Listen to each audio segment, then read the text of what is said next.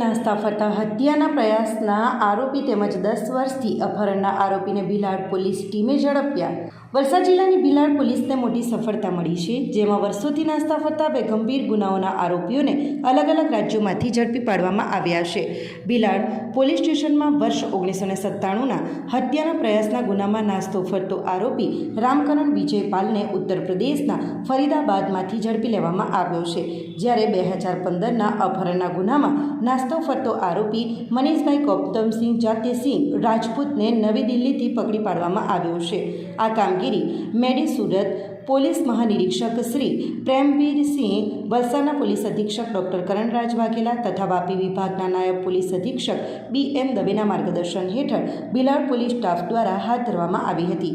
અધિકારીઓએ ગુપ્ત બાતમીના આધારે ટેકનિકલ એનાલિસિસ અને હ્યુમન ઇન્ટેલિજન્સના આધારે આરોપીઓના હાલના રહેઠાણો શોધી કાઢ્યા। ત્યારબાદ પોલીસ ઇન્સ્પેક્ટર RP ડોડિયા તથા તેમની ટીમે લાંબી મહેનત બાદ બંને આરોપીઓને કાયદેસરની પ્રક્રિયા મુજબ ઝડપી પાડ્યા હતા। પકડી પાડેલા આરોપીઓમાં રામકરણ વિજયપાલે 15 ઓગસ્ટ 1997ના રોજ ભીલાડ રેલવે ફાટક પાસે ટેન્કર ચલાવવાના મુદ્દે થયેલા ઝઘડામાં સાહેબ ભૂપતભાઈ જાદવને ઈજા પહોંચાડી હત્યાનો પ્રયાસ કર્યો હતો, જ્યારે મનીષભાઈ ગૌતમસિંહે એક યુવતીનું અપહરણ કરી લગ્નની લાલચ આપી ફરાર થઈ ગયો હતો।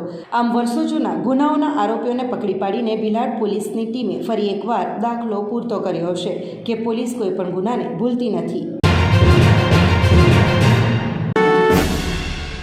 મુંબઈમાં ભાડા ઉપર ફરતી કાર ચોરાઈ અને વલસાડમાં દારૂની ખેપ મારતા ઝડપાયો। મુંબઈમાં કારને ભાડા પર ફેરવવા માટે એપ પર મૂક્યા બાદ કોઈ ઈસમે કાર ચોરી કરી દમણથી દારૂ ભરી ખોટી નંબર પ્લેટ લગાવી દારૂ લઈ જતી બ્રિઝા કારને વલસાડ રૂરલ પોલીસે ગુંડલાવ હાઈવે પર મુંબઈથી સુરત જતા હાઈવે પર અટકાવતા કારમાંથી 1.14 લાખ રૂપિયાના દારૂ સાથે દમણનો એક આરોપી ઝડપી પાડ્યો છે, જ્યારે દારૂનો જથ્થો ભરાવનાર દમણના 2 ઈસમોને પોલીસે વોન્ટેડ જાહેર કર્યા છે।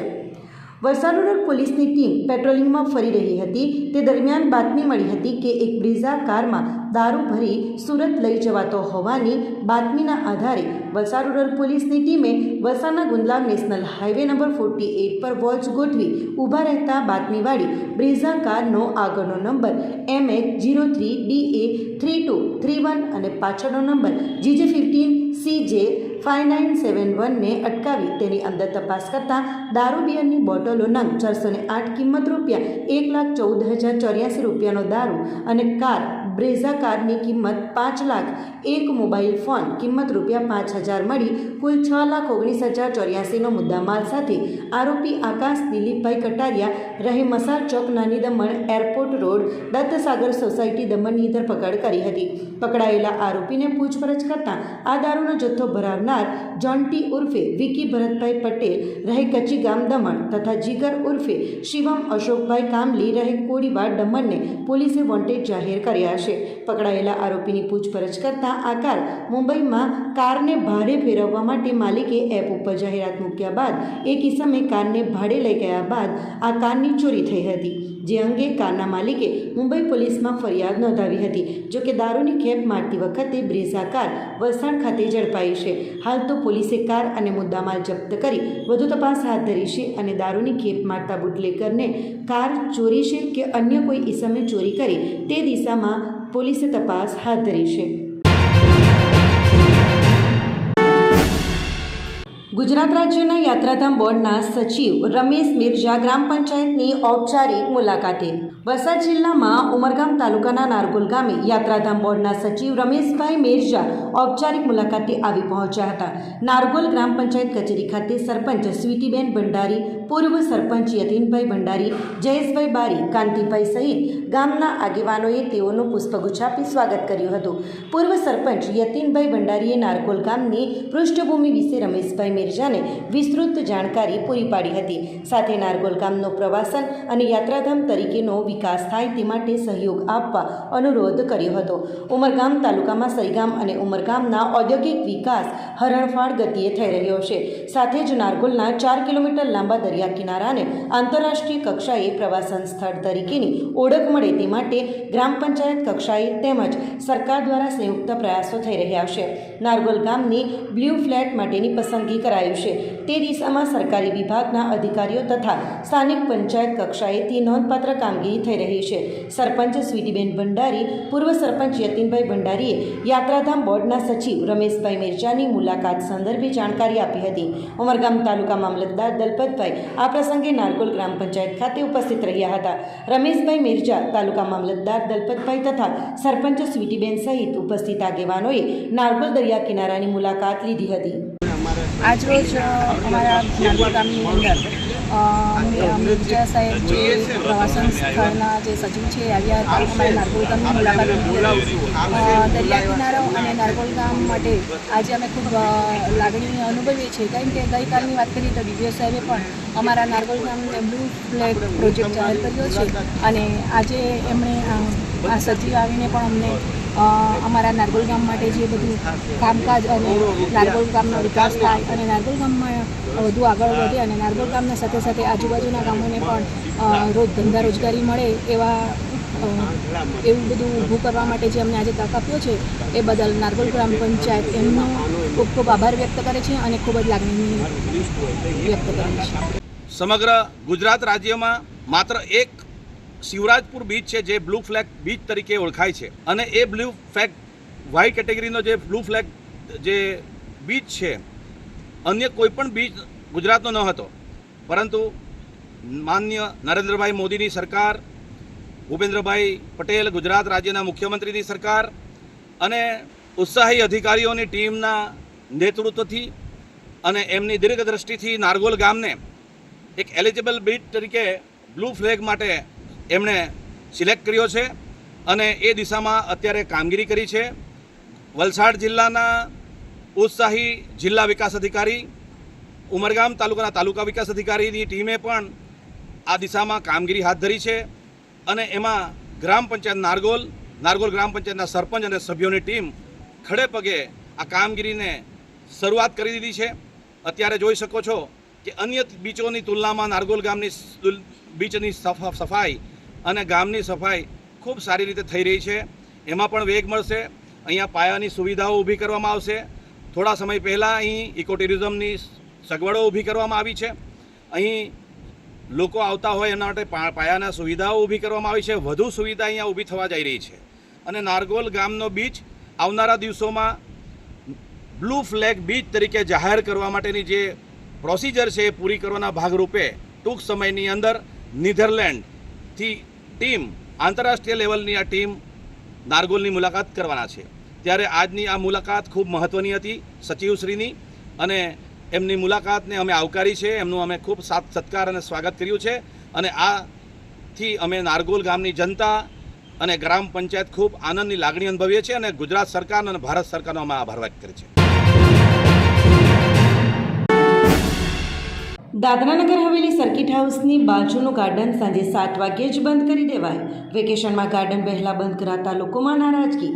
સેલવાસ દમણગંગા સર્કિટ હાઉસની બાજુમાં આવેલા ગાર્ડનમાં હાલ વેકેશનને લઈ પ્રવાસીઓ તેમજ સ્થાનિકોનો ભારે ધસારો રહ્યો છે. સાંજના સમયે ઠંડક હોવાના કારણે ગાર્ડનમાં મોટી સંખ્યામાં લોકો બેસે છે અને નાના ભૂલકાઓ રમતના સાધનો પર રમત રમે છે. નક્ષત્રવન ગાર્ડનમાં ફોરેસ્ટ વિભાગ દ્વારા ટિકિટ લીધા બાદ જ પ્રવેશ આપવામાં આવે છે, જ્યારે આ ગાર્ડનમાં મફત પ્રવેશ હોવાના કારણે લોકોનું અને પ્રવાસીઓનું આવવાનું પ્રમાણ વધારે જોવા મળે છે. હાલમાં ગરમીની સિઝન સાથે વેકેશન ચાલે છે, જેથી બપોરના સમયે લોકો ઓછા આવે છે અને સાંજે 4 વાગ્યા પછી આ ગાર્ડનમાં લોકોની અવરજવર વધી જાય છે. કેટલાક લોકો જે સાંજે વોકિંગ માટે નીકળે છે તેઓ પણ આ ગાર્ડનમાં આવીને થોડો આરામ કરી લે છે, પરંતુ આ ગાર્ડન સાંજે 7 વાગ્યામાં જ બંધ કરી દેવામાં આવતા સ્થાનિકો અને પ્રવાસીઓમાં ભારે નારાજગી જોવા મળી રહ્યું છે. લોકોની માંગ છે કે આ ગાર્ડન કમસે કમ રાત્રે 9 વાગ્યા સુધી ખુલ્લું રાખવું જોઈએ. કમોસમી વરસાદની આગાહીને અનુરૂપ આજે દાદરાનગર હવેલીમાં વરસાદ ખાબક્યો. માર્ગો ભીના થતાં વાહનોની ગતિ ધીમી પડી. હવામાન વિભાગે વલસાડ જિલ્લા અને સંઘ પ્રદેશ દાદરાનગર હવેલી તેમજ દમણ વિસ્તારમાં 28 મે 2025 સુધી કમોસમી વરસાદની આગાહી કરી છે. આ વિસ્તારમાં આકાશ મોટેભાગે વાદળછાયું રહેવાની સાથે હળવા વરસાદની સંભાવના વ્યક્ત કરવામાં આવ્યું છે. શુક્રવારે સવારથી જ દાદરાનગર હવેલી વિસ્તારમાં વાદળછાયું વાતાવરણ જોવા મળ્યું હતું. અચાનક શરૂ થયેલા કમોસમી વરસાદના કારણે સેલવાસના મુખ્ય માર્ગો ભીના થઈ ગયા હતા. પરિણામે વાહનોની ગતિ ધીમી પડી હતી. વરસાદથી બચવા માટે અનેક વાહન ચાલકોને બ્રિજ નીચે આશરો લેવાની ફરજ પડી હતી.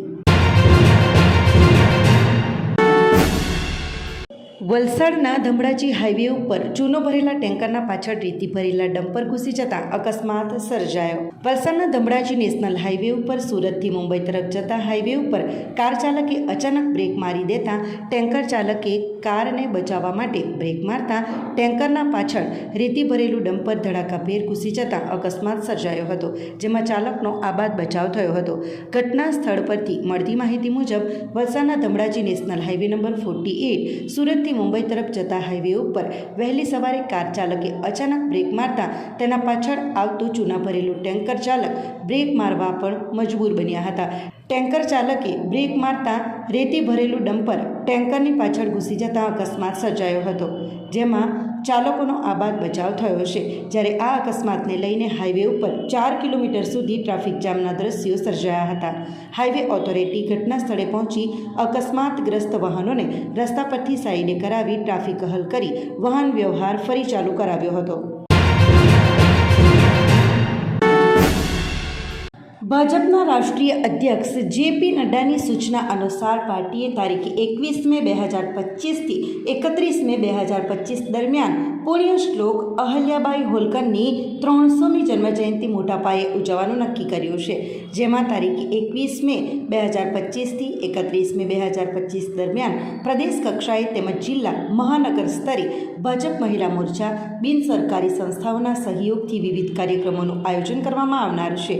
તેમજ વિવિધ કાર્યક્રમો જેવા કે ઓડિટોરિયમ મીટિંગ, સેમિનાર, યાત્રા, મહિલા સશક્તિકરણ માટે ઘેડ, કોલેજ યુનિવર્સિટીના કાર્યક્રમો, સ્પર્ધાઓ, શેરી નાટકો, નૃત્ય નાટકો અને અન્ય સાંસ્કૃતિક કાર્યક્રમો યોજાશે. જે અંતર્ગત ગતરોજ દમણ ભાજપ મહિલા મોરચા દ્વારા તીનબત્તી પાસે આવેલ જલારામ મંદિર ખાતે મહારાણી અહલ્યાબાઈ હોલકરના જીવનને ચરિતાર્થ કરતી માહિતીસભર પ્રદર્શનીનું આયોજન કરવામાં આવ્યું હતું. આ પ્રસંગે ઉપસ્થિત અગ્રણીઓ દ્વારા કાશી વિશ્વનાથથી લઈને સોમનાથ સુધીના ઘણા મંદિરોનું જીર્ણોદ્ધાર કરાવનાર પુણ્યશ્લોક અહલ્યાબાઈ હોલકરના જીવન ચરિત્ર પર પ્રકાશ પાડ્યો હતો. આ પ્રસંગે ભાજપ મહિલા મોરચાના સિમ્પલબેન કાટેલા, ડીએમસી કાઉન્સિલર આશિષ ટંડેલ, ભાજપ ઉપાધ્યક્ષ મહેશ અગારિયા, શહેર પ્રમુખ પિયુષ પટેલ સહિત મોટી સંખ્યામાં ભાજપ કાર્યકરો ઉપસ્થિત રહ્યા હતા.